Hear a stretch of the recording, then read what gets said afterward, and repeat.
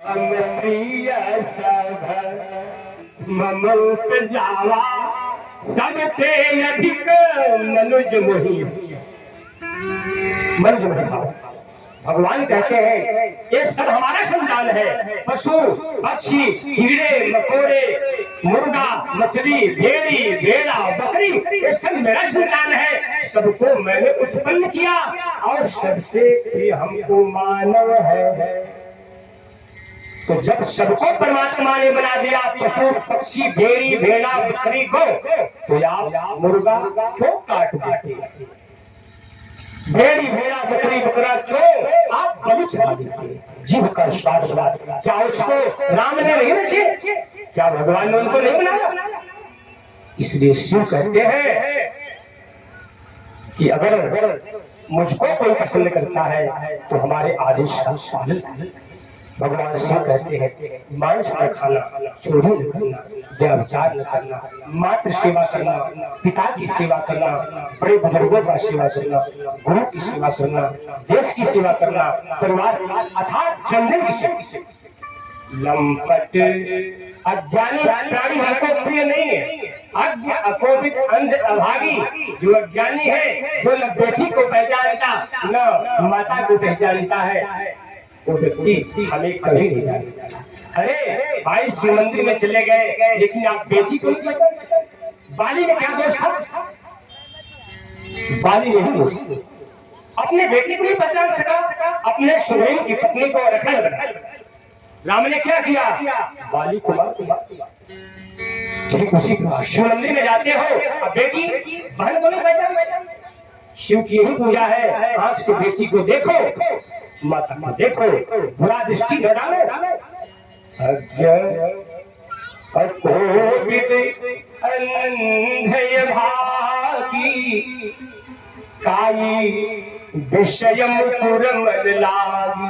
जिसके मन रूपी दर्पण पर विषय की काई, रोटी कपड़ा घर द्वार स्त्री सांसार के भोग विलास में जो आसक्त हो गया, शिव कहते हैं कि भला वो हमको क्या जानना। काई विषय मुकुर मन लागी, लंपट कपटी कुटिल विषय की सपन संत सभा नहीं देगी। शिव ने कहा जो लंपट है, जो घोड़े के समान बैल के समान बहन बेटी को नहीं पहचानता, वो हमें भला क्या जाने। लंपट कपटी जो स्त्री के साथ कपट करते हैं, जो पुरुष के साथ कपट करते हैं, माता के साथ कपट, भाई के साथ कपट, जन समुदाय गांव समाज के साथ सबके साथ कपट करते रहते हैं। शिव कहते हैं वो भला हम क्या। लंपट कपटी कुटिल विषय की असफल हो संत सभा नहीं। जो स्वप्न ही मानो संत का संग कभी किया नहीं, संत का सभा देखा ही नहीं, शिव कहते हैं ओ स्त्री ओ पुरुष भला हमको क्या जा रहा है। समझ में आ रहा है कि नहीं? ये कथा समझ में आ रही है? इसलिए भगवान शिव कहते हैं कि जिनके श्रवण, अब कौन हमें प्रिय है? अब सुनो, जिनके श्रवण समुद्र समाना कथा तुम्हारे सुभग शरीरा। शिव को ही प्रिय है। ये पार्वती कहते हैं ये प्रिय में हमें वही आत्मा प्रिय है जो भगवान राम की कथा को सुनती। भगवान राम से प्रेम वही हमको प्रिय है, वो हमको प्रिय नहीं है। कौन? नयनान संत दर्श कर लेखा, लोचन मोर पंख कर लेखा।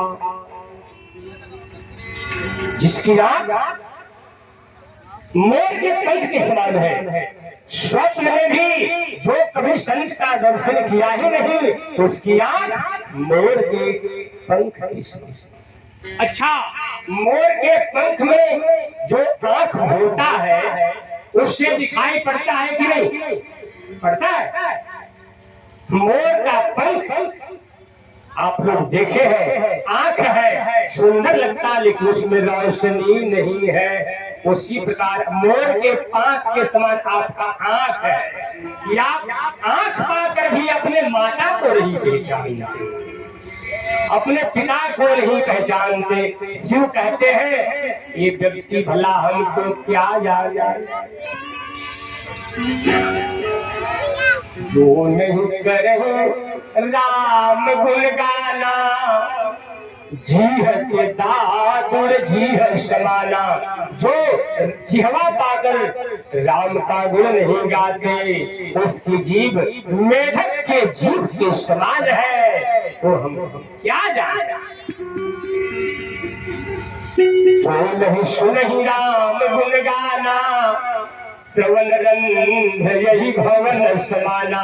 जो ज्ञान पाकर राम कथा नहीं सुनते, भागवत कथा नहीं सुनते, गीता का तत्व ज्ञान नहीं सुनते, आदि आदि शास्त्रों की बात नहीं सुनते, भगवान कहते हैं उसका कान सर्प के, उसका कान सर्प के बिल के समान है। प्रेम से बोलिए सच्चिदानंद। आप सब लोगों ने शिव का वाक्य सुने। अब संकेत करता हूँ, आइंदा ऐसी गलती न करना। शिव की पूजा करो मन से, वचन से, कर्म से करो, नित्य करो, लेकिन अपने खान पान, बात, व्यवहार, आचरण को बदल। अभी आचरण को मैं बताऊंगा आगे चलकर संक्षेप में। श्रीमद् भागवत कहती है, अर्थात भगवान कहते हैं, श्रीमद् भागवत कथा जो सुनते हैं उनकी आयु बढ़ती है, रोग मुक्त हो जाते हैं, उन्हें विजय प्राप्त हो जाता है, आरोग्य पुष्टिकम, शरीर मजबूत।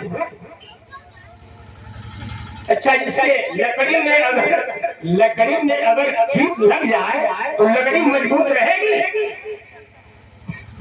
जैसे लकड़ी में कीट लग जाने पर लकड़ी को खोखला बना देता है, वो कीट उसी प्रकार आपके शरीर की लकड़ी में वासना का कीट लग गया, विषय का कीट लग गया, कामना की कीट, लोभ का कीट, ममता की कीट, ममता का कीट बैठ गया है। इस लकड़ी शरीर पर लकड़ी को खोखला बना देगा, आप निकम्मे हो जाएंगे, नाना प्रकार के रोगों से घिर जाएंगे। आप 100 साल जीने वाले हैं और 1 ही साल में काम। भागवत सुनने से, भागवत कहने से भगवान कहते हैं उसका शरीर मजबूत हो जाएगा। और क्या, पठना सर्व पाप सभी पापों से, छोटे बड़े सभी पापों से आत्मा मोक्ष।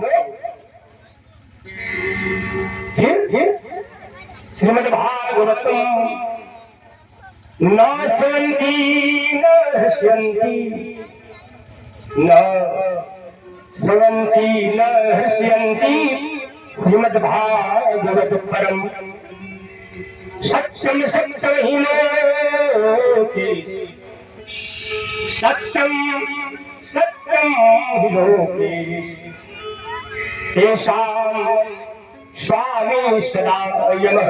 देव से बोलिए सच्चिदानंद भगवान। श्री नारायण। भगवान विष्णु कहते हैं, हे ब्रह्मदेव, मैं सत्य कहता हूँ, जो भागवत कथा को देख करके, सुन करके हर्षित, श्रीमद् भागवतम न श्रवन्ति न हृष्यन्ति, कथा सुन रहे हैं भागवत का, लेकिन हृदय में पीड़ा हो रहा, मन प्रसन्न नहीं हो रहा। अरे कैसे लोग कहते हैं कथा बंद करो, चलो आराम करने, उबने आ गया मन में, भगवान बोलते हैं ऐसा व्यक्ति हमको प्रिय नहीं होता, जो मेरी कथा को सुनकर हर्षित नहीं होते और सुनते नहीं है। तो भगवान कहते हैं न श्रवन्ति श्रीमद्भागवत परम। इसलिए हे ब्रह्मदेव मैं सत्यम सत्यम ही लोकेश, हे ब्रह्मदेव मैं सत्य सत्य कहता हूँ। उसका स्वामी सदा उसका स्वामी यमराज है। मरने के बाद वो प्राणी यमलोक में जाकर के नाना प्रकार का यातना, यमराज के नरक का वर्णन करूंगा आगे चलकर। यमराज का नरक क्या दंड क्या है अभी संक्षेप में भाष्य। जो कथा नहीं सुनते उसका स्वामी यमराज है, दंड भोगे। जो कथा सुनते हैं उसका स्वामी भगवान कृष्ण है, भगवान कन्हैया है, भगवान श्री नारायण है। जो कथा कहते हैं, जो कथा सुनते हैं, न गच्छन्ति मरते हैं, न गच्छन्ति सदा मरते हैं। श्रीमद् भागवतम सुत एकादश्याम विशेषण नास्ति। प्रेम से बोलिए सच्चिदानंद। देखिए जो एकादशी के दिन, एकादशी का व्रत आप लोग करते हैं, कितनी माताएं करती हैं एकादशी? हाथ उठाइए आप लोग। एकादशी में क्या करते हैं आप लोग? अरे भाई हाथ उठाने क्या? एकादशी भगवान कहते हैं, श्री नारायण कहते हैं एकादश्याम विशेषण। एकादशी के दिन एकादशी का व्रत करने वाले लोग अगर श्रीमद् भागवत कथा को उस दिन नहीं सुनते हैं, एकादशी व्रत के दिन भागवत कथा या राम कथा हरि कथा नहीं सुनते, उससे बढ़कर सृष्टि में कोई पाप नहीं। प्रेम से बोलिए। माताएं, भाईजन, साधुजन, एकादशी का व्रत करने वाले हैं। एकादशी का मैं वर्णन करूंगा आगे से संक्षिप्त बात। एकादशी का व्रत कैसे किया जाता है, उसका फल क्या होता है और किसको नहीं करना चाहिए, किसको करना चाहिए, ये भी आगे बताऊंगा। देखिए मत कथा वाचकम नित्यम मत कथा श्रवतेरतम मत कथा प्रीति मनसम मत कथा प्रीति मनसम नाहम कक्षामि नाहम कक्षामि तन्नरम। भगवान कहते हैं जो मत कथा वाचकम, जो मेरा कथा कहता है, मत कथा श्रवते श्रवते रतम, जो मेरी कथा को सुनता है। मत कथा प्रीति मनसम, जो मेरे कथाओं से प्रेम करता है। मत कथा प्रीति मनसम नाहम कक्षामि तमः नाहम कक्षामि तमः। प्रेम से बोल सच्चिदानंद। जो मेरी कथा को सुनते हैं वो कहते हैं, भगवान कहते हैं कि नाहम कक्षामि, उसके समान सृष्टि में कोई प्रिय नहीं है, उसके समान हमें कोई प्रिय नहीं है। जो कथा सुनता है, जो कथा कहते हैं और कथा से प्रेम, मैं सदा उससे प्रेम करता हूँ। इस प्रकार मैंने व्याख्या बहुत लंबी है, संक्षेप में मैंने भागवत का रहस्य बता दिया। अब आप लोग ये सुने कि कौन कौन लोग भागवत कथा सुनने की अधिकारी है, इसका भी संक्षेप भाष्य करूंगा, व्याख्या इसकी ए मानवा पापकृतस्य सर्वदा सदा दुराचारता। देखना कि आप लोग सुनने के योग्य हैं कि नहीं, पहले भी देखें क्या क्या सोने के पात्र में शराब शोभा देगा? सोने के पात्र में शराब शोभा देगा? सोने के पात्र में शराब शोभा नहीं देगा, मदिरा शोभा देगा। सोने के पात्र में कलश में अमृत की शोभा। कहीं देख लेना आपका शरीर इसके योग्य है कि नहीं। भगवान कथा ये सोना है, ये अमृत है। और जिस दिन आपका शरीर सोना बन जाएगा उस समय ये कथा आपके हृदय में जारी हो जाएगी। अभी सोना नहीं है आपका, अभी तो इसका कोई कीमत नहीं है। तो लोहा के समान कष्ट देने वाला लोहे का कीमत, सोने के 1 किलो सोना 1 किलो लोहा का कीमत माता है। 1 किलो सोना और 1 किलो लोहा का क्या कीमत? 1 किलो सोना कितने का होगा? लगभग बहुत मूल्य है। उसका पैसा जल्दी नहीं मिलता, ठीक है। लेकिन 1 किलो लोहा का क्या कीमत है? उसका क्या कीमत बड़ा होगा? 200 ने 300 होगा। बस आपका शरीर लोहे का है, बिना कीमत का। इस शरीर का कोई कीमत नहीं है जब तक आप पाप कर्म कर रहे हैं, जब तक आप कथा नहीं सुनते, जब तक कथा नहीं कहते, जब तक भगवान से प्रेम नहीं करते। आपका शरीर लोहा के समान, इसका कोई कीमत नहीं। जिस दिन आप कथा सुनने लगेंगे, कहने लगेंगे, संत से प्रेम करने लगेंगे, उसी दिन आपका शरीर, अरे सोना नहीं, सोना तो सीमित अवस्था है। पारस पत्थर से जब लोहा स्पर्श हो जाता है तो लोहा भी सोना होगा। उसी प्रकार आप सोना नहीं बनेंगे, आप तो पारस पत्थर बनेंगे। आपके स्पर्श से ही बड़े बड़े लोग, बड़े बड़े पापी लोग कर जाएंगे, सोना के समान कीमती हो जाएंगे। प्रेम से बोली सच्चिदानंद। कथा सुनने से, कथा को कहने से, इसलिए जो तरह तरह के पाप करते हैं, कौन लोग कथा से पवित्र होंगे, किस किस का कल्याण होगा, कौन कौन सुनने का अधिकारी। ये मानवा पाप कृत, जो मानव, जो स्त्री अगर तरह तरह के पाप करते हैं या करती हैं, सदा दुराचार, जो सदा आचरण से रहित है, वो न यज्ञ जानता, न दान जानता है, न परोपकार जानता, न तीर्थ जानता, न भजन जानता। जो शराब पीना, मांस खाना, चोरी करना जानता है, उसका नाम दुराचार है।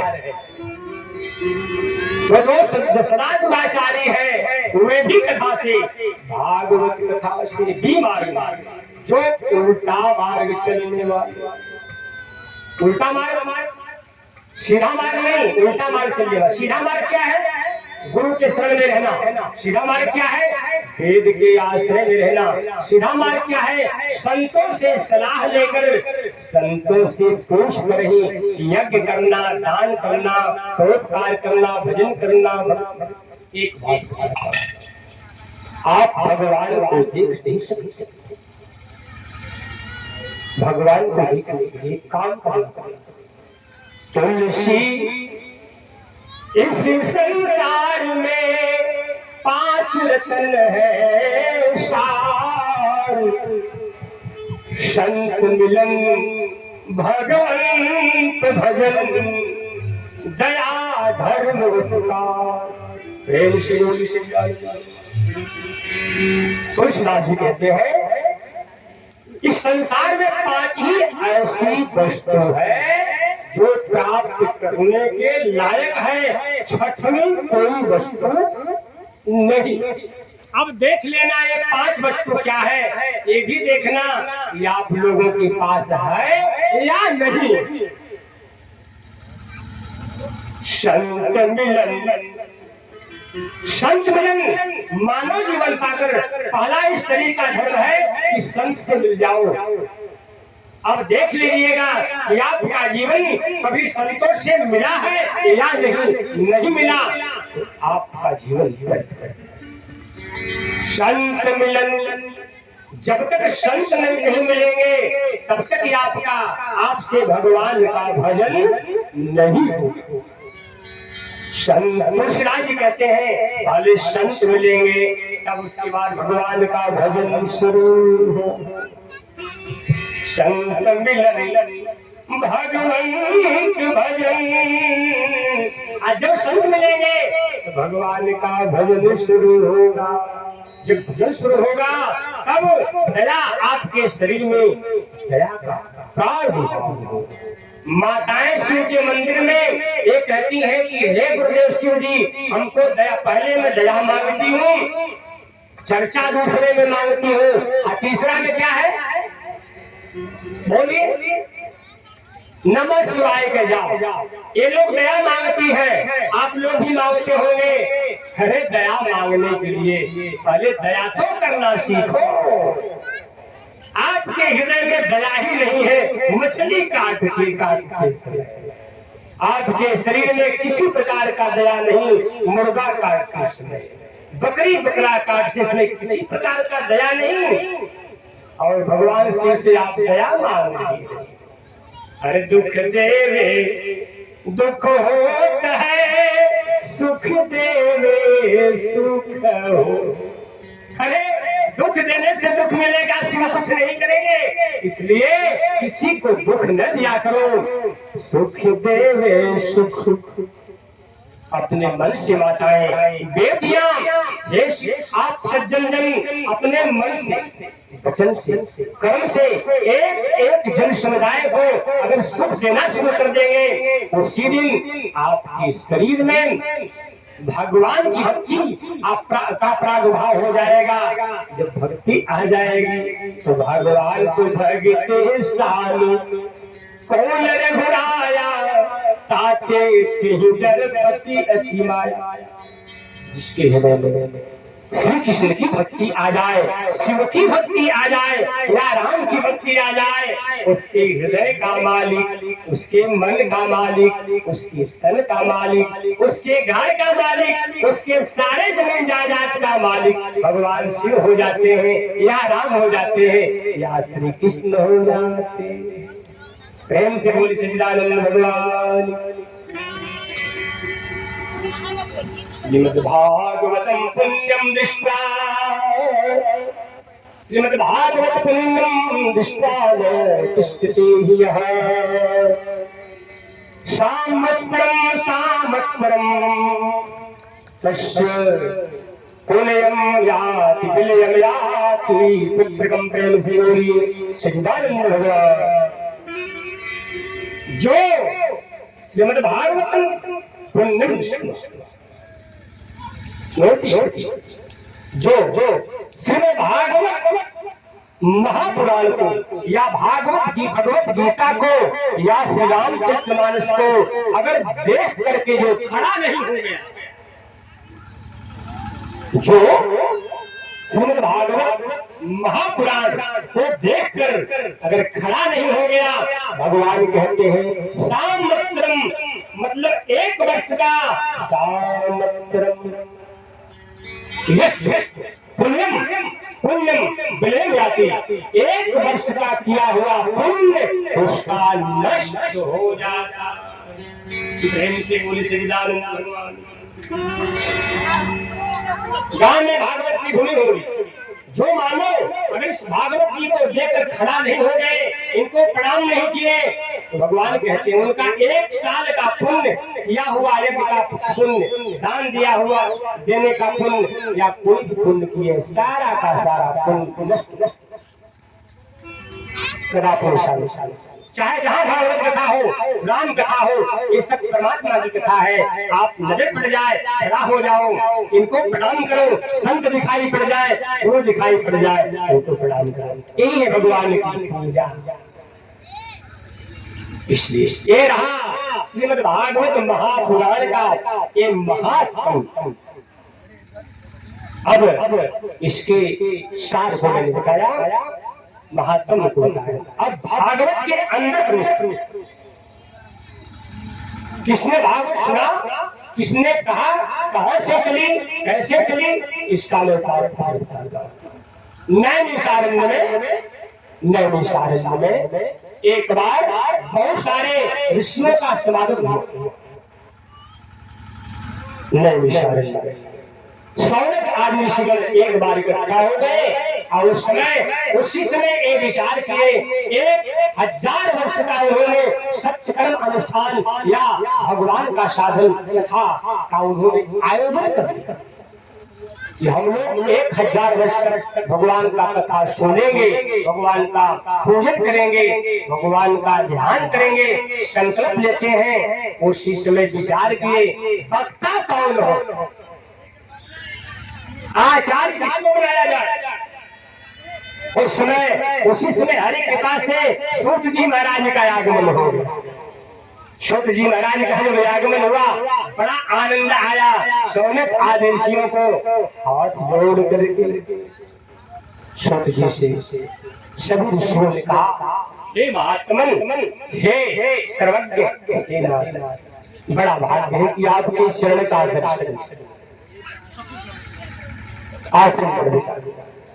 आसन पर विराजमान करके सूत जी को और जल ला करके सभी संत महात्माओं ने चरण को पखारते हैं। पत्रम पुष्पम फलम तोयम यो मे भक्त्या, पत्र से, पुष्प से, फल से, जल से सूत जी महाराज का पूजन, आचार्य का पूजन, आचार्य का पूजन किए बिना, आचार्य का सेवा किए बिना, आचार्य के वाणी को श्रवण किए बिना, श्रवण करके हृदय में रखकर चलने के बिना आपका कल्याण नहीं हो सकता।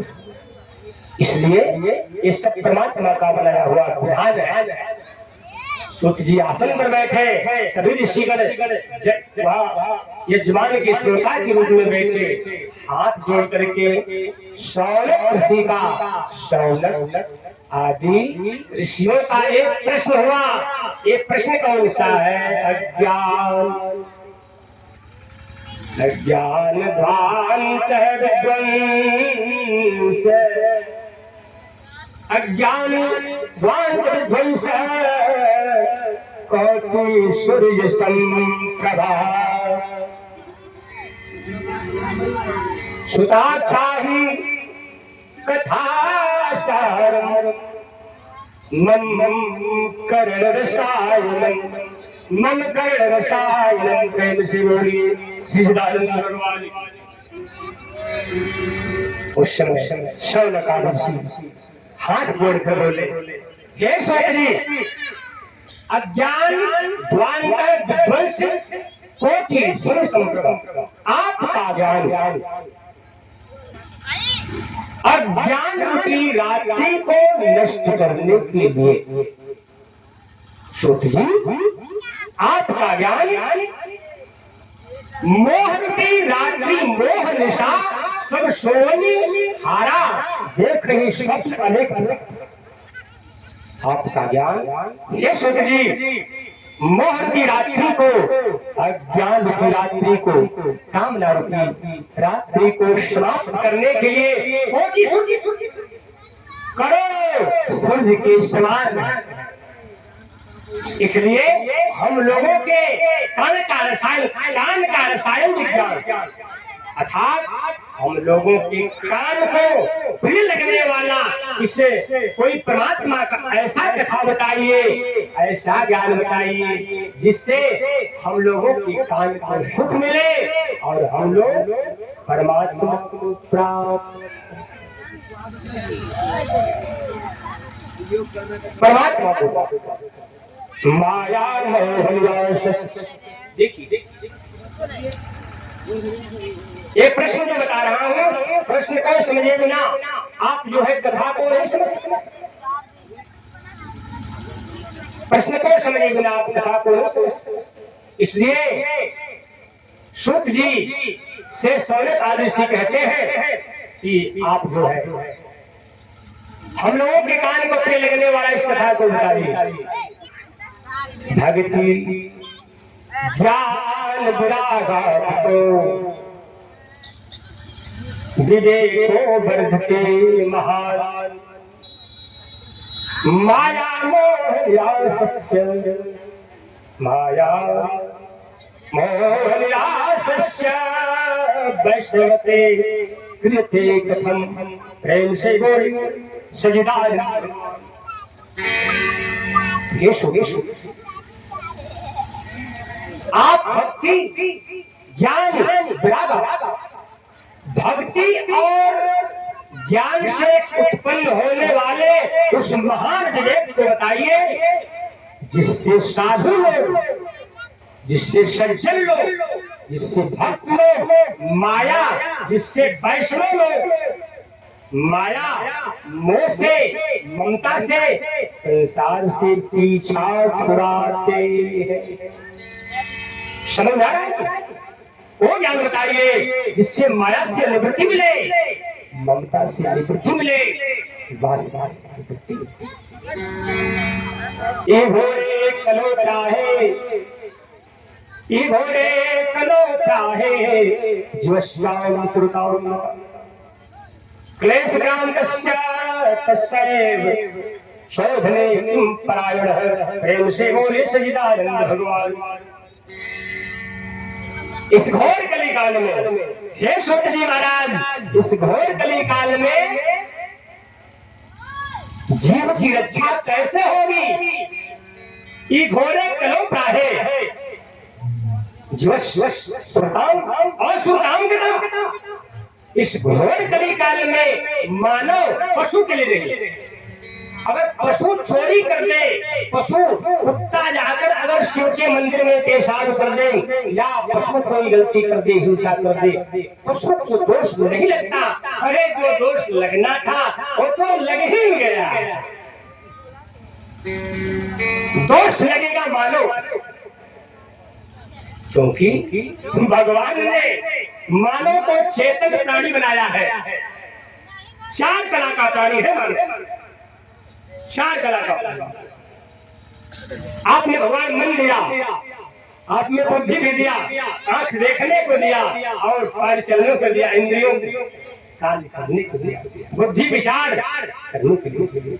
लेकिन अगर आप मन बुद्धि आदि आत्मा को पाकर, शरीर को पाकर ही अगर चोरी करेंगे, पाप करेंगे, तो भगवान आपके शरीर से एक एक कर्मों का हिसाब, एक एक कर्मों का हिसाब लेंगे। सौत जी हमको ये बताइए कि इस घोर कली काल में जीवस्य असुरतांगता, सभी जीव मनुष्य आसुरी स्वभाव के होंगे। जीवश्रुताम आसुरी स्वभाव को प्राप्त होंगे। क्लेश इसके कारण नाना प्रकार के क्लेश से, कष्टों से, दुखों से, कहीं डॉक्टरी में, हॉस्पिटल में, घर पर, बेड पर पड़ करके मल मूत्र करके नाना प्रकार के रोगों से क्या क्या अपने दुखों के हेतु पूरा अपने में आज में जाना। शरीर में रोग क्यों आता है? शरीर में दुख क्यों आता है? क्या इसका आपने कोई विचार किया? नहीं।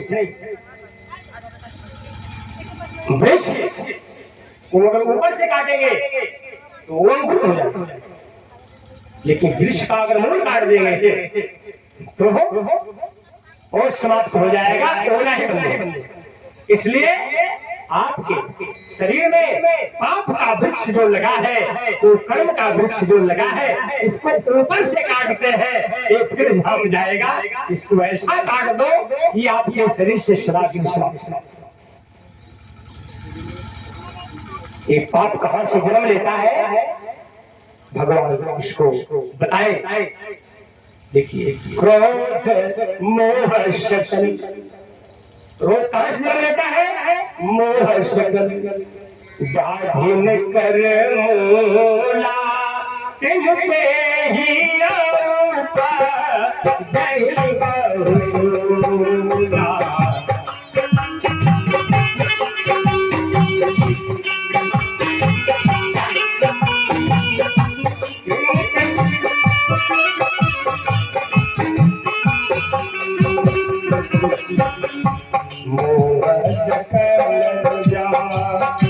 इनके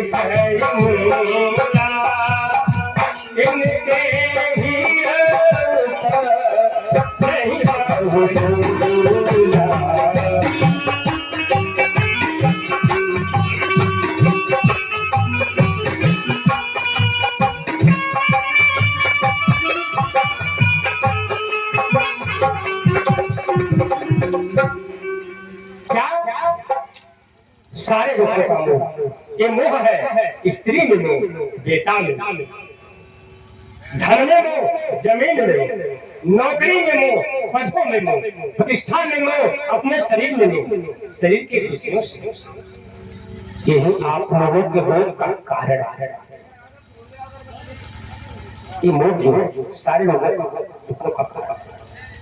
अब लोग कौन कौन सा जन्म लेता है मोह से?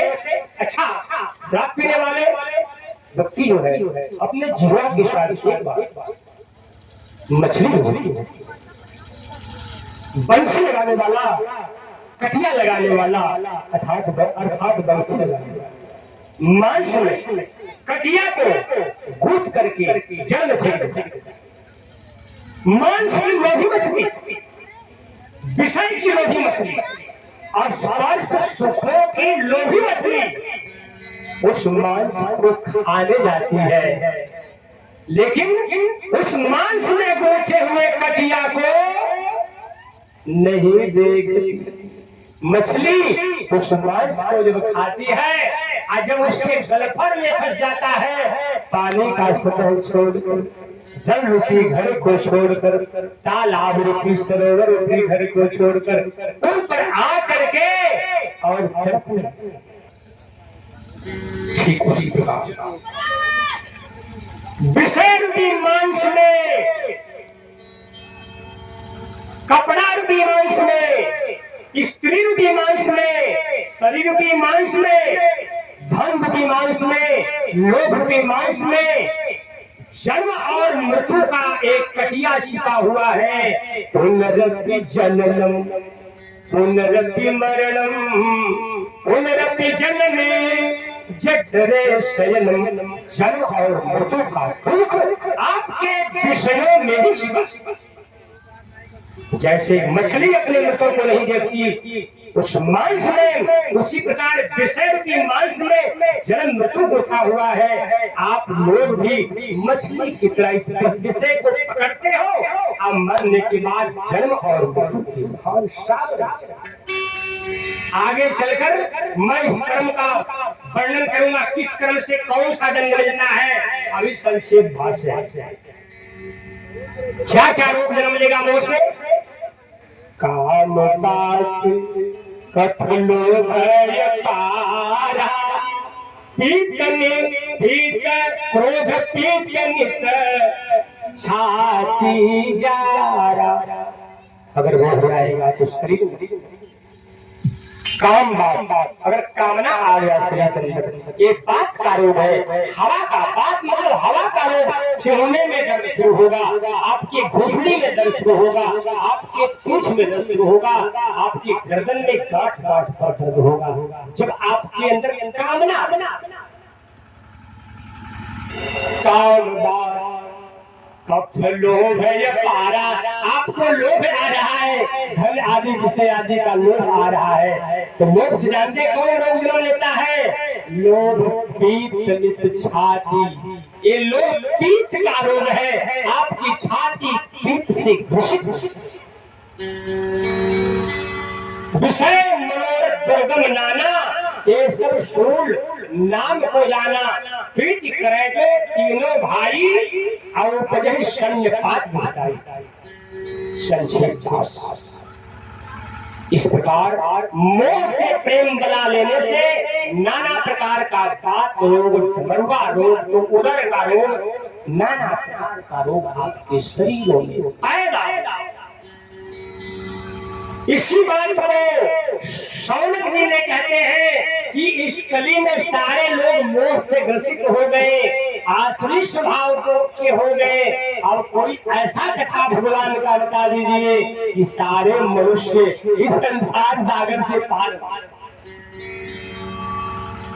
ये प्रश्न रहा शौनक जी से शौनक आदि ऋषियों का उस समय शौनक आदि ऋषि जी अब भगवान की कथा को आरंभ करते हैं।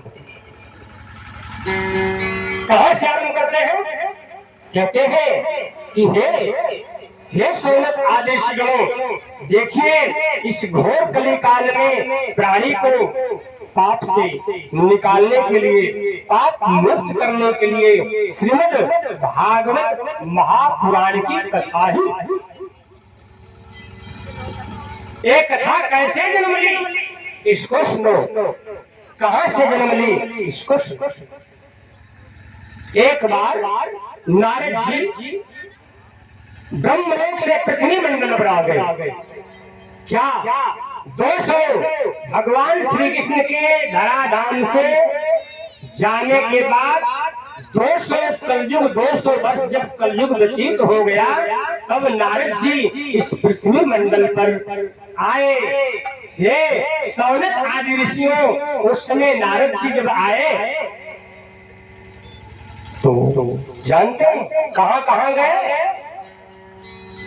ओ नासिक, उज्जैन, प्रयाग, हरिद्वार, काशी, वाराणसी, अलकापुरी आदि आदि बहुत जगहों पर घूमते घूमते और वो वृंदावन में आ गए।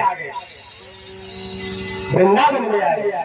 वृंदावन में जब आए तो वहां उन्होंने एक आश्चर्य, एक बड़ा आश्चर्य दृश्य देखा। वो आश्चर्य दृश्य क्या था? वृंदावन में हे शौनक आदि ऋषिगण, एक स्त्री बहुत सुंदर थी और उस स्त्री के आगे और पीछे बहुत सारी स्त्रियां बहुत सुंदर सुंदर रूपों वाली, नाना प्रकार के अलंकारों से, नाना प्रकार के वस्त्रों से सुसज्जित चारों तरफ स्त्रियां घेरे।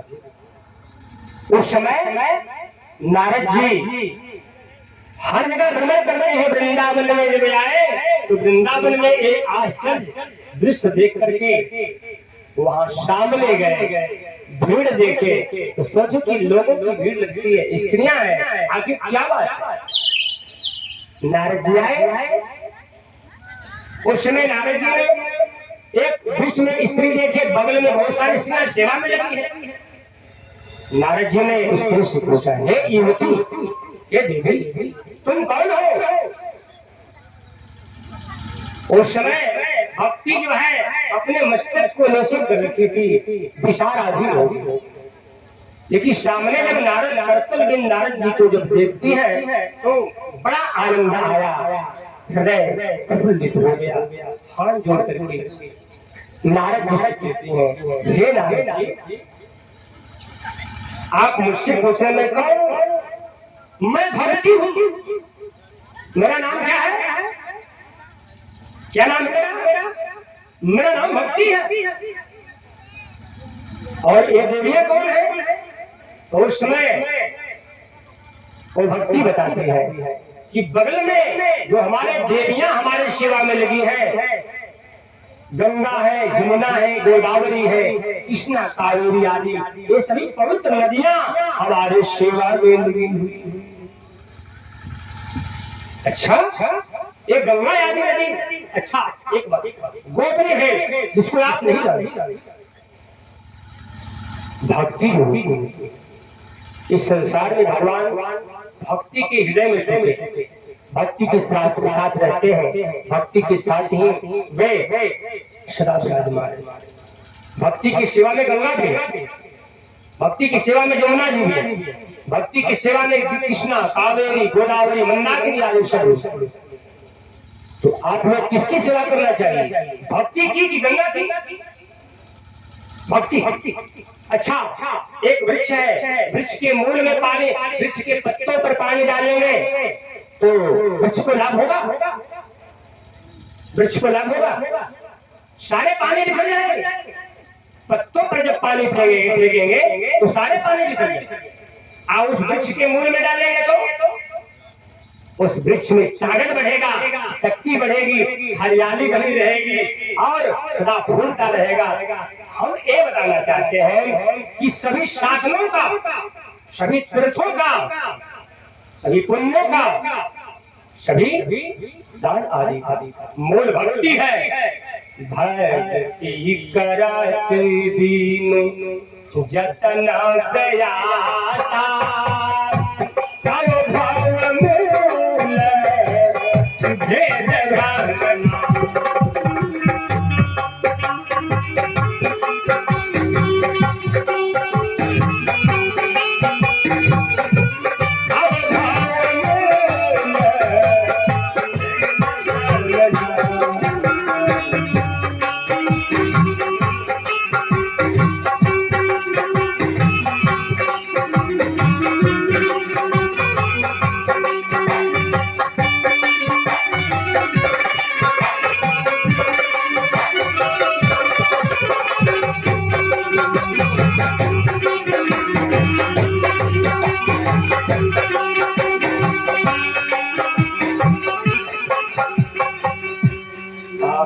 भगति अतिशय सुख मूला। राम ने कहा लक्ष्मण से, हम ये बताना चाहते हैं कि भक्ति जो है ये मूल है, गंगा उसका पात है। गंगा, जमुना, सरस्वती, कृष्णा, कावेरी, गोदावरी आदि जितनी पवित्र नदियां हैं, ये सब पत्ते और शाखाएं, भक्ति इन सबका मूल है। लक्ष्मण से राम कहते हैं, तात भगति अतिशय सुख मूला, मिलहि संत होहि अनुकूला।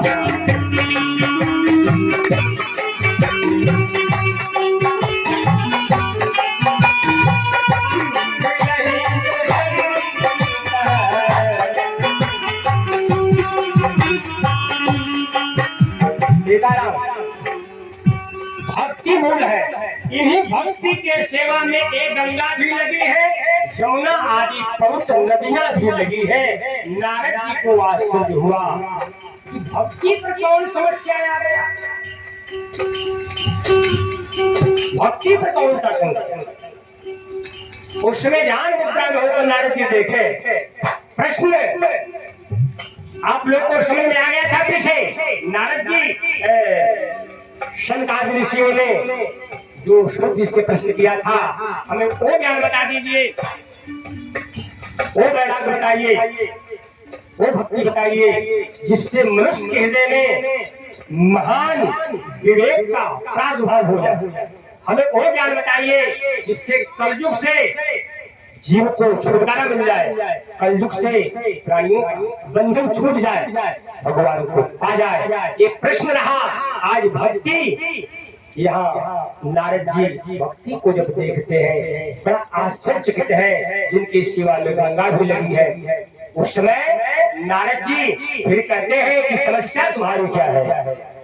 तो भक्ति कह रही है, नारद जी मैं इस सृष्टि पर हर जगह भ्रमण करती हुई आ रही हूँ, लेकिन चारों तरफ इतने अत्याचार हो गए, इतने पाप हो गए कि मैं महाराष्ट्र होकर, गुजरात होकर, द्रविड़ देश में आदि आदि में होकर जब मैं इस वृंदावन में आ गई, इस वृंदावन में आ गई तो मैं अब तो मैं जवान हो गई, लेकिन हमारे दोनों ज्ञान और वैराग्य के बूढ़े हो गए। आज बूढ़े ही हैं, इसलिए कोई ऐसा औषधि बता दो नारद जी जिससे कि हमारे दोनों पुत्र ज्ञान और वैराग्य एक जवान हो जाए। क्योंकि ये ठीक नहीं है कि माता जवान हो और बेटा बूढ़े, बेटा जवान और बेटा बूढ़े, माता जवान, ये अच्छा नहीं है। कोई ऐसा प्रसंग बताइए। तो नारद जी को ऐसा लगा कि तब हम भी ठीक कर देते। नारद जी को ऐसा लगा कि तब तो इसको हम ही ठीक कर देंगे, ज्ञान मेरा। उस समय नारद जी ज्ञान और वैराग्य के कानों में वेद मंत्र बोलते हैं, वेदों का मंत्र बोलते हैं, शास्त्रों का विचार, श्रीमद् भगवत गीता का अद्भुत ज्ञान, पुराणों का आदि आदि सभी ऋचाओं का, ये सब उनके कानों में जब बोले, लेकिन जरा सा भी वो ज्ञान और वैराग्य नहीं जाग पाए, घोर निद्रा में सोए हुए हैं, उनके बाल सफेद हो गए हैं, शरीर जर्जर, बहुत सारे उपाय लगाए नहीं जागे। उस समय नारद जी को चिंता होता, उस समय नारद जी बेचारा धीरे, जब कोई मार्ग नहीं मिला तो नारद जी ने प्रभु का ध्यान किया कि बिना परमात्मा का कोई इनके स्वच्छता का, आरोग्यता का मार्ग नहीं। नारद जी वहां ध्यान करने पर आकाशवाणी हो गई, नारद जी आप तो हमारे परम भक्त हो, अगर इन ज्ञान और वैराग्य को अगर सबल देखना चाहते हो, वह देखना चाहते हो, पुष्ट देखना चाहते हो, आरोग्य देखना चाहते हो, तो सत्य कर्म का महापुरुषों के द्वारा अनुष्ठान करो। सत्य कर्म का किसके द्वारा? महापुरुषों के द्वारा इनको अनुष्ठान करवा दो, ये ज्ञान और वैराग्य एक खड़े हो जाएंगे। नारद जी सोचने लगे कि ये सत्य महापुरुष, सत्य अनुष्ठान क्या होता है और महापुरुष कैसे कहाँ मिलेंगे? ये आकाशवाणी भी गोपनीय एक गूढ़ रहस्य बोली है, एक पर्दा नहीं था, कोई महापुरुष कहाँ और सत्य अनुष्ठान है क्या? भक्ति से नारद जी ने कहा, हे देवी तुम यहीं रहना, वृंदावन में ज्ञान वैराग्य को लेकर रहना, मैं जा रहा हूँ हिमालय की तराई में और बद्री वन में मैं तपस्या करने, और भगवान से पूछूंगा ये सत्य कर्म क्या होता है और ये महापुरुष कहाँ मिलेंगे। जब तक ज्ञान और वैराग्य को उठा न दो तब तक ये नारद चैन से नहीं मिलेंगे। बद्री वन में आए, उस समय बद्री वन में जाकर के नारद जी अब जो ही भगवान का ध्यान करने जा रहे हैं, सूत जी ने कहा, हे शौनक आदि ऋषियों, जब नारद जी ध्यान करने जा रहे हैं उसी समय आकाश मार्ग से चार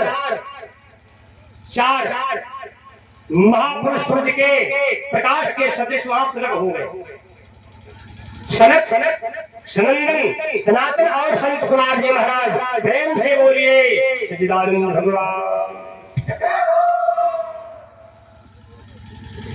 सनातन स्वरूप वाले भगवान के स्वरूप वाले ब्रह्मा जी के मानस पुत्र, ब्रह्मा जी के मानस पुत्र सनक, सनंदन, संत कुमार आदि प्रकट हुए। नारद जी को बड़ा आनंद आया, अब समस्या का निदान हो जाएगा। उस समय अहो भागवत आपका दर्शन हुआ, हे बुढ़े। लेकिन नारद जी के चेहरा को जब कि सनक आदि सनकादि ऋषि जब देखे तो चेहरा झुका हुआ, पश्चाताप।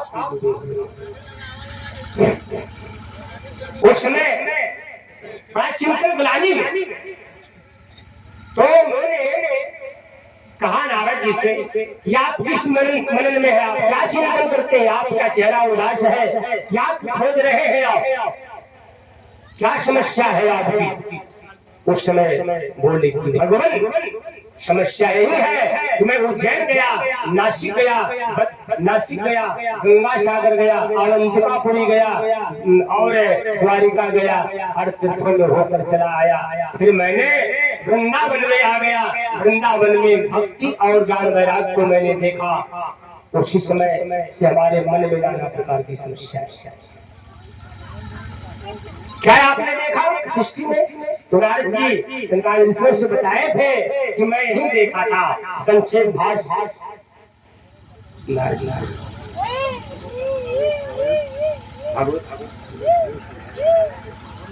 देखिए, इसलिए नारद जी कहते हैं मैंने क्या देखा कलियुग में।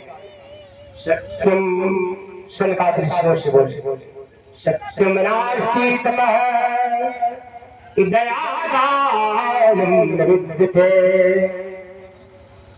उदरम भैनो जीवो बारका कुतुभासिर है मंदाश मंदमते मंद भाग्या है उपद्रुताम पाखंड निता संतो विरक्ता परिग्रह। प्रेम से बोली श्रीदानंद भगवान। देखिए नारद जी कहते हैं मैंने पृथ्वी पर क्या देखा, इसके बाद वृंदावन की बात बताऊंगा।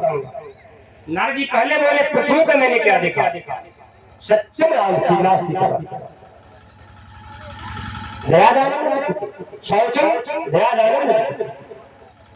इस पृथ्वी मंडल पर सत्य रह ही नहीं गया, न सत्य रह गया। सत्यम नास्तिकता, न माने नहीं, नास्ति माने है नास्तिकता। सत्यम नास्तिक शौचम, इस धरती पर न तो सत्य रह गया, ये सरकार ऋषि, न शौच रह गया, न दया दान न दया रह गया, न तो दान न दान। उदरम हरिणो जीवो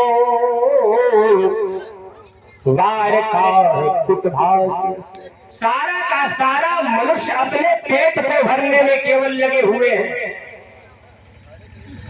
अपने अपने रोजी रोजगार में। बेटा को काम में आएगा, बेटी को काम में आएगा और परिवार को काम में आएगा। इसी अपने पेट के चक्कर में सारा जीव समुदाय। अच्छा, ऐसे प्राणी को भगवान जानते हैं क्या बोले, तन्पोष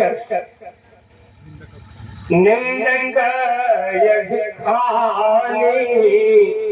जीवत शव सम चौदह।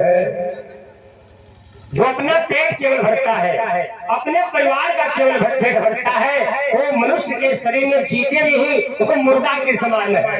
देखना भैया ऐसा आप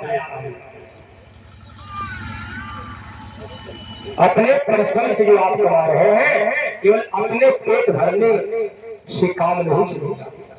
आपके परिश्रम में कौन कौन खाने वाले हैं, इसकी व्याख्या भी मैं आगे बताऊंगा। अभी संक्षेप से नारद जी बोले यहाँ न सत्य रह गया, न दान रह गया, न दया रह गया, न परोपकार रह गया। उदरम भरना, उदर माने पेट, सब लोग अपने पेट को भरते हैं। मंदासमन मतेव मंद भाग्या, सभी प्राणी मंदबुद्धि हो गए, भाग्यहीन हो गए। चारों तरफ घर में उपद्रव कन्या करती है, घर में उपद्रव बहू करती है, घर में उपद्रव बेटा करता है, राज्य में उपद्रव नेता करते हैं, समाज में उपद्रव नाना प्रकार के दुष्ट लोग करते हैं। इस प्रकार चाहे है उपद्रवकाम। आश्रम में संत उपद्रव करने लगे, तीर्थों में संत उपद्रव करने लगे, ब्राह्मण उपद्रव करने लगे। मैंने ऐसा ध्यान रखा है उपद्रवकाम।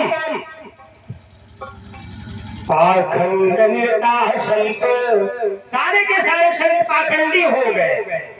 नारद जी ने ऐसा कहा, शंकर पाखंड निरता संत, संत सभी पाखंडी हो गए। पाखंड का मतलब क्या होता है, पाकर के जो खंड कर देता है उसका नाम पाखंड है। क्या पाए संत, अरे तिलक पाए, चंदन पाए, जटाजूट देखते हैं, जटाजूट एक गुरु का दिया हुआ धरोहर, गुरु का कृपा प्रसाद। संत तिलक पाते, चंदन पाते और ये वस्त्र पाते हैं और भगवान का ज्ञान पाते, ये किसको व्यापार में एक खंड कर। इसे अपने रूप से दुनिया को लोग ठगने चले, कहीं धन के चक्कर में, तो कोई कपड़ा के चक्कर में, कोई पैसा के चक्कर में, शांत जी संसार में भटक। पाखंड निरता संत व्यक्ता सौपरिग्रह, विरक्त लोग अपने अपने वैराग्य को छोड़ करके और नाना प्रकार का महल, नाना प्रकार का धन धान्य संचय। ये है नारद जी ने कहा संवाद। फिर उन्होंने क्या कहा, देखिए तरुणी प्रभुतागे तरुणी प्रभुतागे शाल को बुद्धि दायका कन्या विक्रय लोभाज दंपति नाम चौथल कलम प्रेम से बोलिए सतीदान जय हो। तरुणी प्रभुता के घर में स्त्रियों का राज चलने लगा। नारद जी ने कहा सनकादि ऋषियों से, हे मुने, हे महात्मन, घर में स्त्रियों का राज चलने लगा। स्त्री अगर पुरुष से कह दे कान ढककर बैठो तो पुरुष बैठ जाते, खड़े हो जाओ तो पुरुष खड़े हो जाते, पानी भर दो पुरुष पानी भरने लगे, एक कर दो वो कर दो। पुरुष जो है हे सेवक बन गए, घर में स्त्रियों का राज चलने लगा। मैंने ऐसा देखा। अरे भाई, घर का मालिक आप लोग हो, लेकिन मालिक है आपके स्वामी। अपने मालिक को नौकर बनाकर मत रखना, ये पाप है, भोगना पड़ेगा। नारद जी कहते हैं कलयुग में सारी स्त्रियां अपने पुरुषों को नौकर बनाकर रखती है, ऐसा नहीं। तरुणी प्रभुता के हैं, घर में स्त्रियों का राज चलने लगा। अगर पुरुष सोचे कि ये महाराज जी संत महाराज आए हैं, दरवाजे पर ब्राह्मण लोग आए हैं, चलो 100 रुपया दे देते हैं, तो उनके घर की पत्नी कहेगी कि अरे आप 100 रुपया देंगे तो नमक मिर्चा का कैसे काम चलेगा, इनको 10 रुपया दे दो। अब पुरुष डर गए कि अगर 100 रुपया देंगे तो मार खाना पड़े, बोले इसलिए पुरुष जो है इसमें क्या देंगे, जो कहती है। नारद जी ऐसा तरुणी प्रभुता गो शाल को बुद्धि। इस घोर कली काल में हे मुने, हे महात्मन, सभी लोग माता से सलाह न लेकर, अपने पिता से सलाह न लेकर, अपने गुरुजनों से सलाह न लेकर श्याल को बुद्धि प्रदान का अपने श्याला से, अपने सास से सलाह लेने लगे। हमारे लड़की की शादी कैसे हो, हमारे लड़का का विवाह कैसे हो। अरे आपके घर में पिताजी बैठे हैं, आपकी माँ बैठी है, आपका मालिक साला हो गया, आपका मालिक सार हो गया। नारद जी ने सब गड़बड़ देखा। आपका बेटा है तो मालिक आपको और आपके पति को होना चाहिए, साले और इनसे सलाह लेने से क्या मतलब। साल को बुद्धि प्रदायका और कन्या विक्रयो लोहा। इस घोर कली काल में लोग कन्याओं को पैसे पर बेचने, इस घोर कली काल में लोग कन्याओं को पैसे पर बेचने लगे। कन्या विक्रयो लोभात, अपने पैसे के चक्कर में अपने बेटी को भी पैसे पर बेच देते हैं कि 10 लाख रुपया मिल जाए तो हमारी बेटी चाहे जैसा भी लड़का हो शराब मांस खाता। बेटियां माताएं समझना, आपको पता है लड़का शराब पीता है, चोरी करता है, ये करता है, वो करता है, पर स्त्रियों के साथ घूमता है, उसके पास बंगला है, उसके पास गाड़ी है, उसके पास नौकरी है, उसके पास पद प्रतिष्ठा है। या आपने सोचा चलो लड़का शराबी है तो क्या हो गया, जुआरी है तो क्या हो गया, उसके पास इतना धन है, अपनी कन्या को उस पैसे पर नौकरी तो करता है, पैसा तो कमाता है, इसलिए कन्या को लोग पैसे पर बेच देते हैं। जाने के बाद कोई आगे में जला देता है तो कोई गर्दन में उखाड़ देता है। ना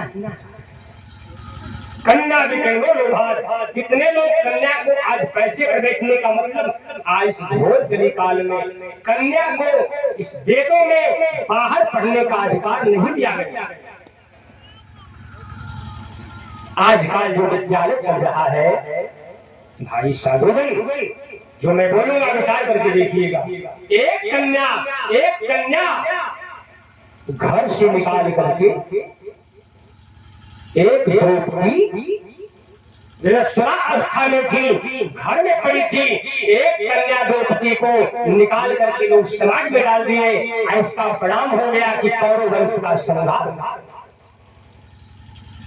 एक सीता नारी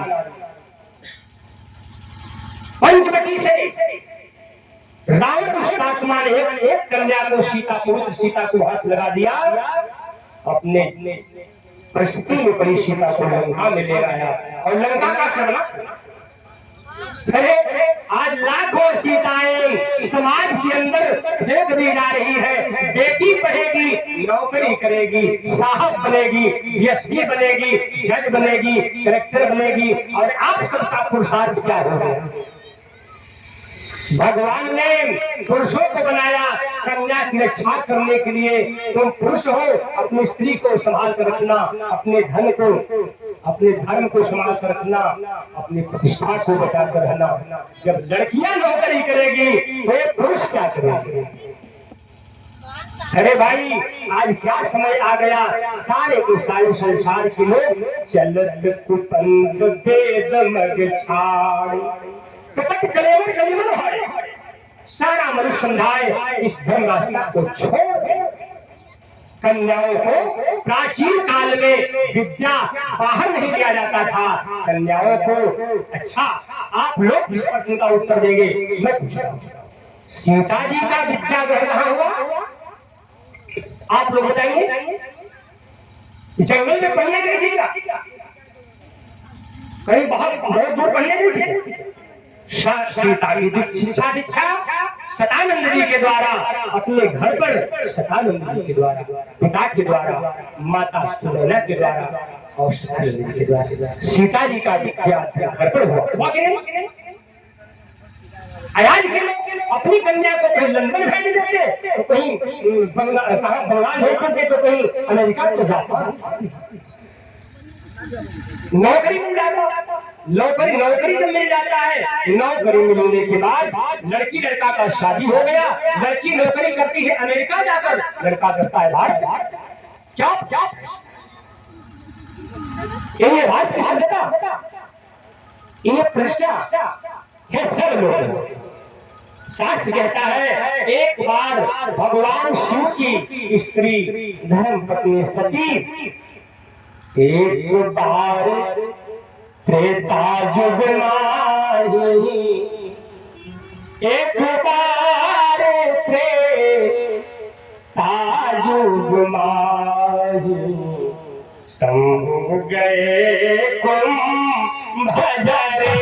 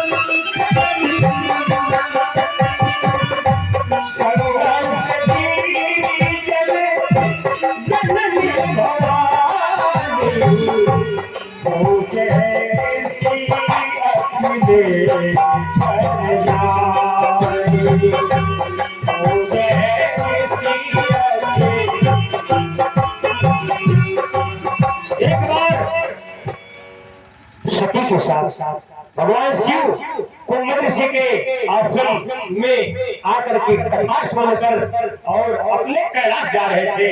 उस समय पिता बचन कहजी राम उदासी, दंडक बन विचरत अभिनाशी। उस समय पिता के वचन का प्रमाण देने के लिए राम जी सीता के साथ आए थे वन में। सीता की चोरी हो गई।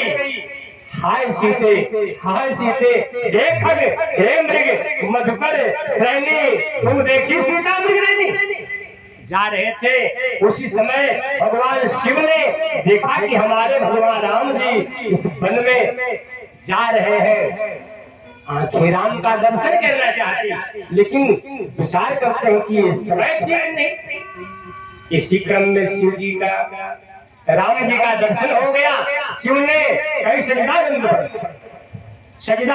जग पावन, कई सजदानंद जग पावन, अस कही चलेऊ मनोज सजदानंद करके भगवान शिव ने प्रणाम किया और चलते बने कि सती के मन में संशय साथ छूट गया। बहुत समय के बाद भगवान शिव के पास जाए, शिव जी बोले इतना विलंब तो पीछे क्यों हो गई? हाँ प्रभु संशय हो गए। आप दुनिया के मालिक हैं, जगदात्मा ठहरे, लेकिन आपने एक वन में घूमने वाले वनवासी को आप सजदानंद बोले, परमात्मा बोले, यही मेरे संशय का वन में स्त्री के वियोग में घूमने वाले वनवासी ये मानव दशरथ का पुत्र कि ब्रह्म कैसे हो गए, सजदानंद कैसे हो गए? भगवान आप तो भगवान है, आप दुनिया। भगवान शिव देखे कि अरे ये तो सती के मन में ब्रह्म हो गया। उस समय रोग तो एक प्रकार हो गया। बोले परीक्षा लोगी, हमारे भगवान का परीक्षा ले लो। हाँ हमें परीक्षा लो। परीक्षा लेने गई, परीक्षा लेने गई तो उस समय लक्ष्मण दीख उमा प्रीत भेषा,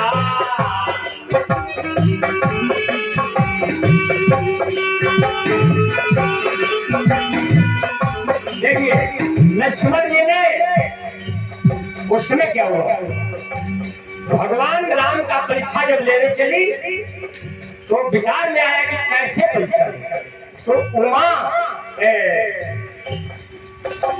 सती ने उस समय माता सीता का रूप बना लिया कि चलो सीता इनकी खो गई है, मैं सीता का रूप बना लूं तो अगर कामी होंगे तो फंस जाए, हमारी सीता में ऐसा ही किया।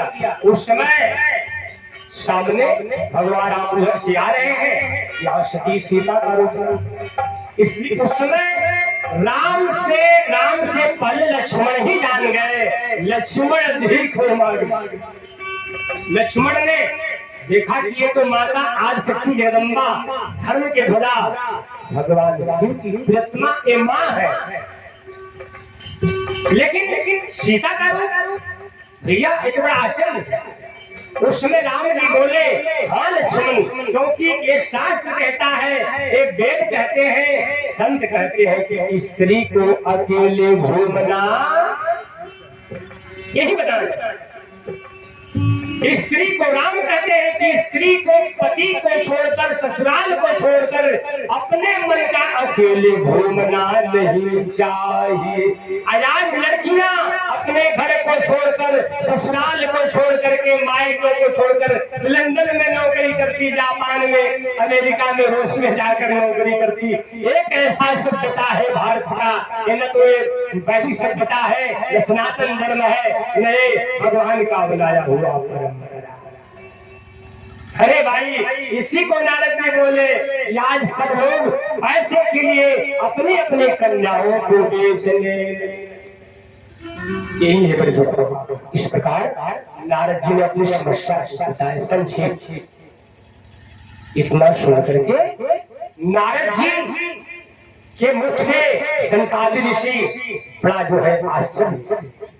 फिर नारद जी ने कहा मैं वृंदावन गया, वृंदावन में भक्ति और ज्ञान के, भक्ति के साथ ज्ञान वैराग्य का दर्शन हुआ।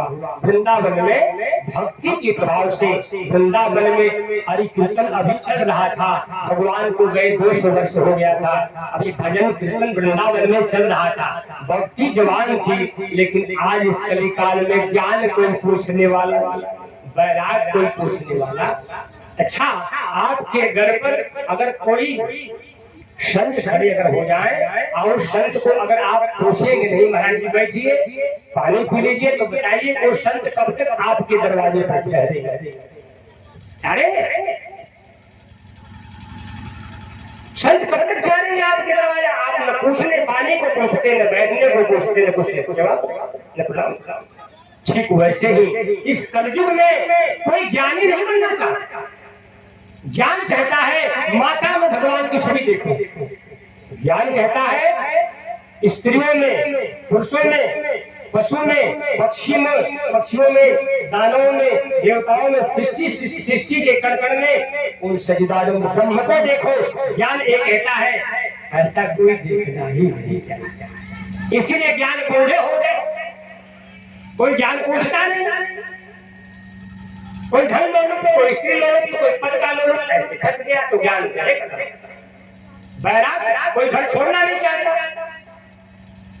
अपने माता पिता को छोड़ना नहीं चाहता, वो बैराग जंगल में जाना नहीं चाहता, बैराग लेना नहीं चाहता, इसलिए बैराग बूढ़े हो गए। इसलिए सनकादिक ऋषि नारद जी के द्वारा ये सब जब सुने तो नारद जी ने कहा हे नारद, आप समर्थ है, सर्वज्ञ है, अब हमें वो प्रबंध बताइए जिससे भक्ति के दोनों ज्ञान और वैराग पौध हो जाए, जवान हो जाए, स्वच्छ हो जाए। क्या किया? आकाशवाणी ने जो आकाशवाणी बोली वो भी गुप्त वाणी ही बोली। सत्य कर्म करो, महापुरुषों को लाया, इसका अनुष्ठान होगा। यह अनुष्ठान, ये सत्य अनुष्ठान क्या है और ये महापुरुष क्या है? उस समय सनकादिक ऋषियों ने नारद जी से कहा नारद जी, सत्य कर्म है, सत्य कर्म इस संसार में प्राणी को, सत्य कर्म इस संसार में वही है, उसका नाम है श्रीमद् भागवत महापुराण। श्रीमद् भागवत कथा ये सत्य कर्म है और इसका अनुष्ठान अगर ज्ञान वैराग्य को सुनाया जाएगा तो ज्ञान वैराग्य सत्य कर्म के अनुष्ठान से एक पौध हो जाएंगे, युवा हो जाएंगे और सदा जाएंगे। विलंब क्यों? नारद जी बोले विलंब क्यों महात्मन, इस सत्य कर्म का अनुष्ठान करिए। इसलिए कहाँ होगा, कैसे संपन्न होगा? सनकादिक ऋषि बोले ये संपन्न होगा हरिद्वार में आनंद घाट पे। हरिद्वार में आनंद घाट पे बहुत सारे देवता, बहुत सारे संत, बहुत सारे ज्ञानी, बहुत सारे विज्ञानी वहाँ आते हैं। नित्य भगवान कथा भी होती है, ध्यान चिंतन लोग करते हैं। उसी आनंद हरिद्वार के आनंद घाट पर जब भागवत कथा होगा उस समय एक भक्ति और ज्ञान वैराग्य दोनों यहाँ चले आएंगे और उसी जगह पर इन लोगों का जीवन निर्मल हो जाएगा। भक्ति के साथ ज्ञान और वैराग्य भी युवा हो। विलंब किस बात की?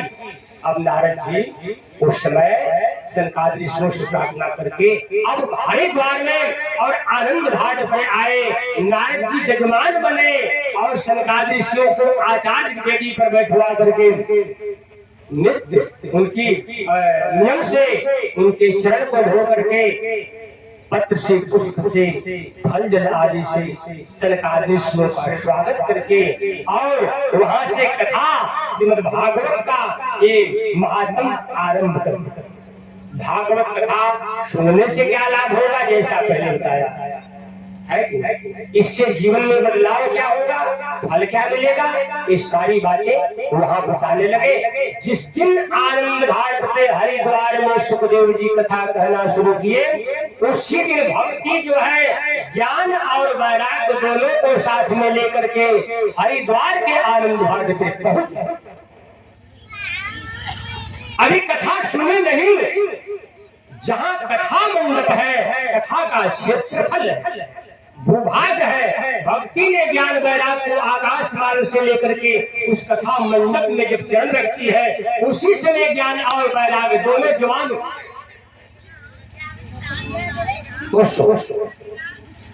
जैसे जिसको पान समरी मिल जाए, कल्प वृक्ष मिल जाए तो क्या दरिद्र रहेगा? कल्प वृक्ष मिल जाए, पान समरी मिल जाए तो वो दरिद्र रहेगा। उसी प्रकार जहाँ कथा भागवत की हो रही थी, सनकादिक ऋषिगण कह रहे थे, नारद जी जजमान बने। उस कथा मंडप में पहुंचते ही भक्ति ज्ञान के साथ, वैराग्य के साथ सुंदरता और इस प्रकार से यहाँ एक कथा आरंभ यहाँ हो गई। एक कथा और बताता हूँ जहाँ से आरंभ हुई। एक कथा आरंभ होती है जब जिस समय भगवान श्री कृष्ण पांचों पांडवों का रक्षा करने के लिए हस्तिनापुर में आए थे और अश्वत्थामा ने महाभारत की समाप्ति पर्यंत उत्तरा के गोद में पलते हुए अभिमन्यु के पुत्र परीक्षित को जब बाण ने चला दिया तो परीक्षित का पद जो है उससे गर्भ में जब हो गया, उसी समय भगवान श्रीमन्नारायण श्री कृष्ण की कृपा प्रसाद से परीक्षित का जब जन्म हुआ तो वो अपने शरीर से स्वच्छ हो गए। उनका नाम परीक्षित लो, दूसरा नाम क्यों नहीं परीक्षित? यहाँ पर शब्द परमात्मा का शब्द है, अर्थात परमात्मा की इच्छा से जो जन्म ले, समझ गए? परमात्मा की इच्छा से जो प्रकट हो जाए, परमात्मा की कृपा से जो धरती पर आ गया, उसका नाम है परीक्षित। जो मर गया था पेट में, लेकिन भगवान की कृपा से जी गया और बालक जब जन्म लिया, उस समय हस्तिनापुर में जब भगवान श्री कृष्ण इस धराधाम से चले गए थे, संक्षेप भगवान श्री कृष्ण जब इस धराधाम से अपने साकेत धाम में, गोलोक धाम में जब चले गए, उस समय अर्जुन जब द्वारिका में से श्री कृष्ण की पटनालियों को लेकर आ रहे थे तो दुष्ट ग्वाल वालों ने, दुष्ट गोपों ने सभी पत्नियों को छीन लिया था। अर्जुन के गांडवी को भी छीन लिया, अर्जुन को मारकर इतना चोट पहुंचा दिया कि शरीर लहू लुहान हो गया था। हस्तिनापुर आए पांचों, धर्मराज ने अर्जुन की दशा देखा, उसने बोले अर्जुन तुम्हारी ऐसी दशा कैसे? बोले भगवान कृष्ण अपने धाम में चले गए, दुष्ट गोपों ने हमारी ऐसी दशा कर दी, भगवान की सभी रानियों को दुष्टों ने छीन लिया। तब धर्मराज विचार आया कि भगवान की शक्ति हम लोगों के साथ कार्य कर रही थी। यही गांधी तुम्हारा अर्जुन, यही ये शरीर था जो कि बड़े बड़े बाहर तुमने परास्त कर दिया। आज दुष्ट गोपों ने तुमको मार कर दिया, इसलिए अब यहाँ रहने के लायक। उसी समय एक पांचों भाई अभिमन्यु के पुत्र इस परीक्षित को राज सिंहासन पर नियुक्त कर और हिमालय में जाकर भक्ति हो गए। उस समय जब परीक्षित जी राज गद्दी पर बैठे, जब चक्रवर्ती सम्राट बने, दिग्विजय यात्रा में निकले, अपने हाथ में धनुष बाण लेकर के घोड़े पर सवार होकर के उस समय एक भ्रमण करते हुए बहुत दूर निकल गए। उन्होंने एक आश्चर्य देखा, एक गाय जो है बड़ा दुखी है, उसके आंखों से आंसू गिर रहे हैं, और एक बैल है जिसके 3 पैर कट गए हैं और एक ही पैर पर वो बैल चल रहा है।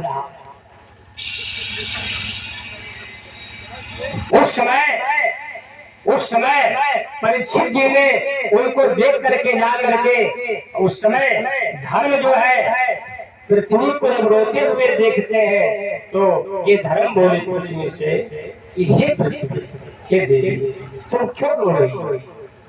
क्या कारण है? क्या तुम्हारा कोई प्रियवस्तु हो गया है, या तुम्हारा कुछ अनित हो गया, या मुझे 3 पैरों पर देखकर तुम रो रही हो कि धर्म का 3 पैर कट गया, 1 पैर पर है, मुझे देखकर रो रही हो? क्या तो तेरा कोई अमूल्य वस्तु यहाँ से चला? हाँ, अवश्य यहाँ श्री कृष्ण धरती का पालन करते थे, आज धराधाम से श्री कृष्ण चले गए हैं। लगता है इसी वियोग में तुम रो रही हो। श्री कृष्ण नहीं जब नहीं रहेंगे तो हमारी सेवा कौन कर गया? कोई मानव अपने धर्म पर नहीं चलता। यज्ञ समाप्त हो गया, दान समाप्त हो गया, पाप ही पाप चारों तरफ होने लगा। इसलिए तुम रो रही हो। गाय बनी धरती माता ने धर्म से बोली कि हे धर्म, हमारी बात को तुम पूछ रहे हो, लेकिन तुम बताओ कि तुम्हारे पैर 3 कट गए हैं लेकिन फिर भी तुम चल रहे हो, और तुम्हें भी तो अपने जीवन में कुछ न कुछ आभास हो ही रहा है। बोले कि आभास तो हो रहा है, लेकिन मैं डगमगा नहीं रहा, मैं तो खड़ा हूं। जिसके 3 पैर कट जाए, एक ही पैर बचे, वो भी खड़ा है, ये क्या कम बात है। उस समय पृथ्वी और धर्म की इस वार्तालाप को परीक्षक ने सुना, उसने बोले ओ 3 पैर पर बैल तो खड़ा हो नहीं सकता, अवश्य ही और कोई विशेष पुरुष है। धर्म से बाकर कहते हैं कि तुम कौन हो? उस समय ये धर्म कहते हैं मैं तो धर्म हूं। किस पापी ने तुम्हारे 3 पैर को काट दिया? और उस पापी को लेकर दो। ये कौन है? एक गौ बनी है, इनकी आंखों में आंसू है, कौन? एक पृथ्वी है, वसुंधरा। आप दोनों दुखी, आपके दुखों का कारण क्या? पीछे से एक जो है कलयुग राजसी भेष में काला कलर का मस्तक पर मुकुट धारण किए हुए कलयुग उसी गाय और बैल को लात से मारता हुआ आगे बढ़ा। उस समय ऐसा अत्याचार देख करके परीक्षित ने कलयुग से कहा, खबरदार, तुम कौन हो? हमारे राज्य में इतना साहस रखते हो? एक पैर पर एक बैल खड़ा है, फिर भी तुम इसे कष्ट दे रहे हो, मरने के लिए तैयार हो जाओ। उस समय धनुष्बाण जब परीक्षित चढ़ाते हैं, कलयुग डर गया, लगता है कि मेरी मृत्यु होगी। उसी समय सीताराम उसी समय चरणों में गिर पड़ा, महाराज परीक्षित के क्षमा कर दीजिए, भगवान क्षमा कर दीजिए, क्षमा। आप महाराज हैं, आप राजा हैं, आपने जीवन, आप बताइए मैं क्या? उस समय बोले कि तुम्हें मैं मृत्युदंड दूंगा, क्योंकि हमें आप मृत्युदंड देंगे। क्यों? क्योंकि मैं आपके शरण में आ गया, और राजा का काम है गए शरण हुआ। राजा अगर किसी शरणागत को अगर शरण नहीं देता है, उससे दोष भी। मैं आपके शरण में हूं, रक्षा कीजिए। एक परीक्षा बड़े धर्म विचार किया, शरण में आ गया, इसको शरण देना चाहिए। बोले कि देखो,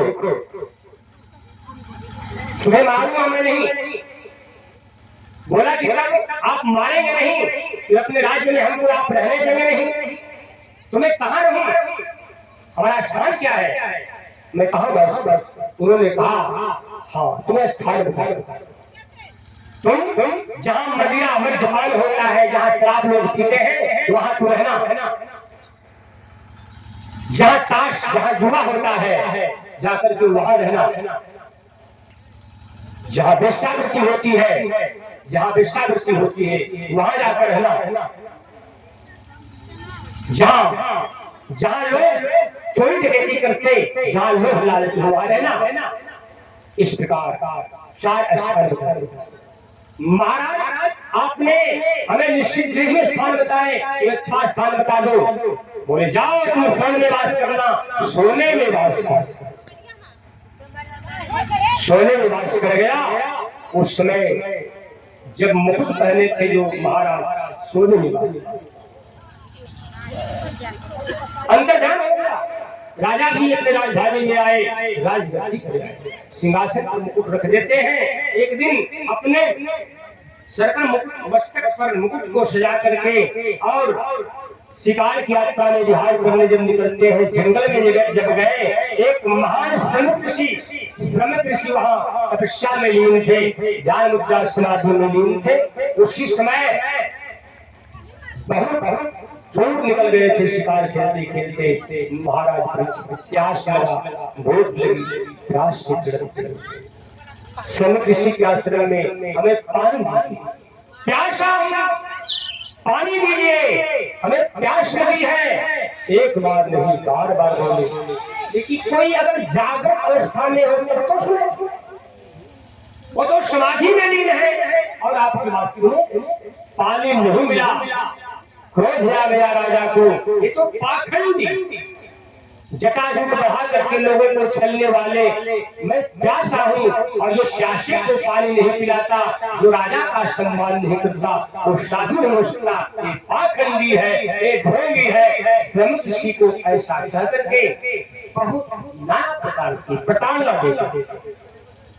अगल बगल में देखते एक मरा हुआ तक्षक दिखाई पड़ा, उठा करके गले में लपेट करके घोड़े पर बैठे राजधानी में आ गए।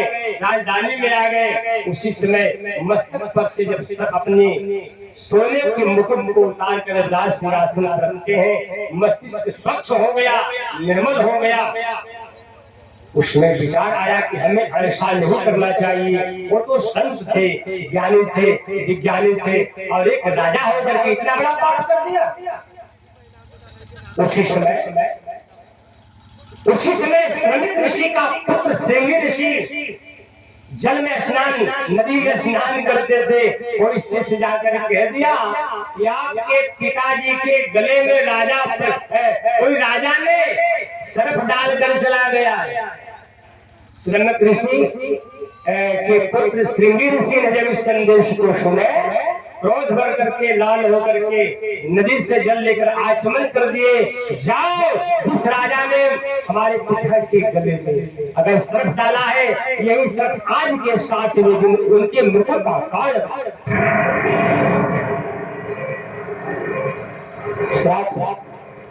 फिर श्रमिक ऋषि के पास श्रृंगी ऋषि आए, जगाए। कुछ समय के बाद श्रमिक ऋषि जागे तो देखते हैं पुत्र सामने खड़ा है, क्रोध में लाल है।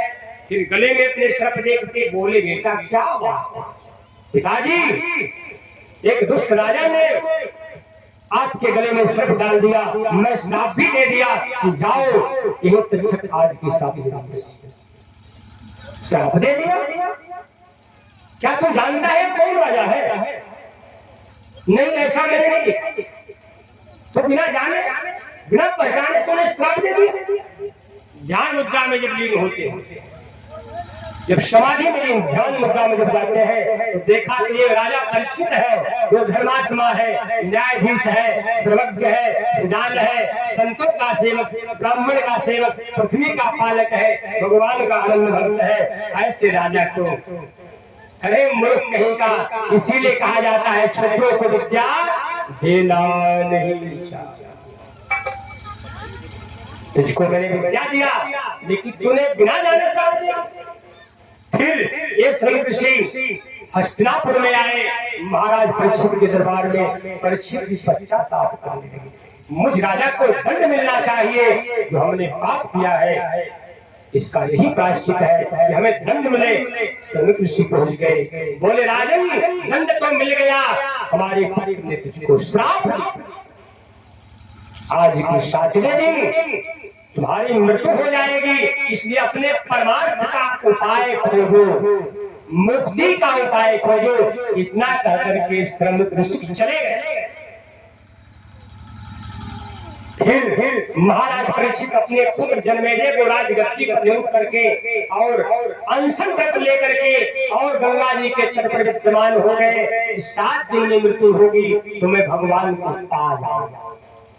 उसी समय अनशन जब लेते हैं, आकाश मार्ग से बहुत सारे संत, असीत, देवल, पुलह, पुलस्त, अंगिरा, भृगु, मरीचि, व्यास आदि आदि श्रृंगी ऋषि, बहुत सारे लोग यहाँ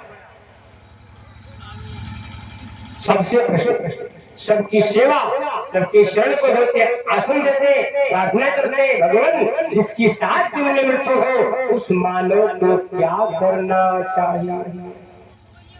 और ये भी बताइए कि सभी मनुष्यों को क्या करना? यही 2 प्रश्नों का उल्लेख श्रीमद् भागवत महापुराण में है। यही 2 प्रश्नों का उत्तर पूरे भागवत पुराण में है कि मनुष्य को, सभी मनुष्य को क्या करना चाहिए, और जिसकी मृत्यु 7 दिन में होने वाली है उस मनुष्य को क्या करना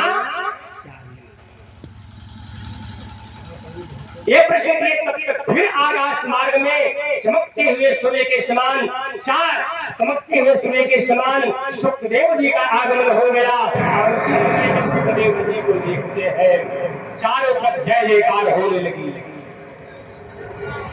नंगा है, दिगंबर है, टोपी धारण किए हुए, शरीर पर वस्त्र नहीं, दंड कमंडल लिए हुए है, चेहरा प्रसन्न है, मुखमंडल पर ब्रह्म का तेज है। उस समय बहुत सारी स्त्रियां आश्चर्यचकित है, एक ऐसा पुरुष है जो नंगे है।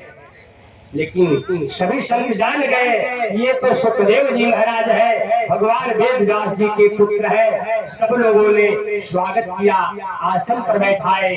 महाराज परीक्षित ने उत्तम आसन दिया, आसन पर बैठा करके जल से चरण को धोकर चरणोदक लेते हैं। चरणोदक लेकर के मस्तक पर लगा करके पत्रम पुष्पम फलम तोयम आदि से विधिवत पूजा और यही प्रश्न करते हैं जो ऋषियों से कि भगवान आप तो सर्वज्ञ, आप तो सुजान है, आप अंतर्यामी हैं, भगवान कि आप परम स्वरूप है। इसलिए जिसकी 7 दिन में मृत्यु होने वाली है उस मनुष्य को क्या करना चाहिए और सभी मनुष्यों को क्या करना। हमारे प्रश्नों का उत्तर देकर आप कृतार्थ कीजिए। एक कथा सुखदेव जी महाराज और परीक्षित की कथा यहाँ गंगा जी के तट पर अनशन लिए हुए परीक्षित जी की पति यहाँ से आरंभ, यहाँ से 3 जगह से कथा आरंभ होने लगी। आगे चलकर बहुत होगी, सुनते कथा जब आरंभ हुआ सुखदेव जी ने परीक्षित